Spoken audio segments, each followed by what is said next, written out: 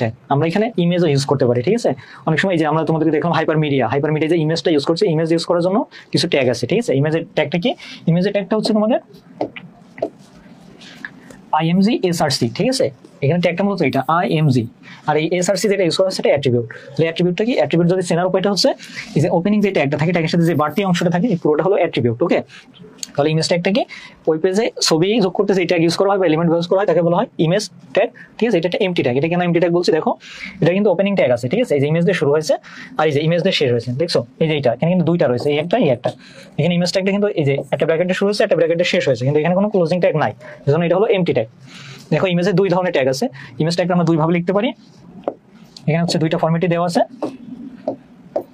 দেখো এখানে প্রথমটা হচ্ছে যদি তোমার ইন্টারনাল ফাইল থেকে এটা দেখাতে হয় তাহলে এটা তোমাদের এক্সামে আসে মতো দ্বিতীয়টা কি তোমাদের একটা ইমেজ দিয়ে দেওয়া হয় এবং ইমেজের সাইজটা দিয়ে দেওয়া হয় যে 300 পিক্সেল বাই 200 পিক্সেলের একটা ছবি এই জায়গায় থাকবে, এটাকে তুমি HTML লেখো। তখন তোমাকে কি করতে হবে? তোমাকে ইমেজটা একটা ইউজ করতে হবে।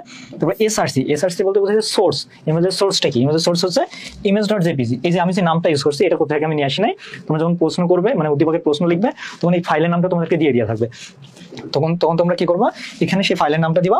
তবে দেখো আমরা কিন্তু এখানে কোনো কমা ইউজ করি না, একটা বিষয় খেয়াল রাখবো, আমরা কিন্তু HTML এর ভিতরে কমাটা ইউজ করি না, আমরা গ্যাপটা ইউজ করি। যে একটা স্পেস দিবা, অবশ্যই কোটেশন দিয়ে শেষ করতে হবে প্রতিটা অ্যাট্রিবিউট। এই যে এখানে একটা অ্যাট্রিবিউট রয়েছে, এটা শেষ হয়েছে, এখানে একটা অ্যাট্রিবিউট রয়েছে, এটাও শেষ হয়েছে। একইভাবে এই অ্যাট্রিবিউটটাও তোমার হচ্ছে কোটেশন দিয়ে শেষ হয়েছে একইভাবে। অর্থাৎ এইভাবে তোমার সাইজটা দেওয়া থাকবে, তোমার কাজ হচ্ছে ইমেজ ট্যাগটা নিয়ে আসা। তারপর SRC সোর্সটা কি সমান। একটা বিষয় দেখো, আমরা যেটা করছি যখন হাইপারলিংক দিয়েছি তখন কিন্তু এখানে সমান চিহ্ন ইউজ করছি, খেয়াল করছো? এই জায়গাটায় সমান চিহ্ন হবে, ঠিক আছে। এই জায়গাটায় সমান চিহ্ন দিতে হবে এবং প্রতিটা অ্যাট্রিবিউটের শুরুটা হবে সমান চিহ্ন দিয়ে এবং অ্যাট্রিবিউট হবে কোটেশনের ভিতরে।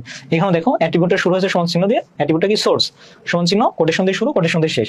যদি আমাদের ফাইলের সাইজটা দেওয়া থাকে, এটা তোমাদের দেখো তোমাদের বইয়ে যে উদ্দীপকটা আছে, মেবি 2 নম্বর উদ্দীপক, এটা দেওয়া আছে এই প্রশ্নটা, এবং এটা ইমেজের নামও দেওয়া আছে যে এই ইমেজটা এই জায়গায় অবস্থান করবে। আচ্ছা, তাহলে এটা হচ্ছে আমাদের ইমেজ ট্যাগ।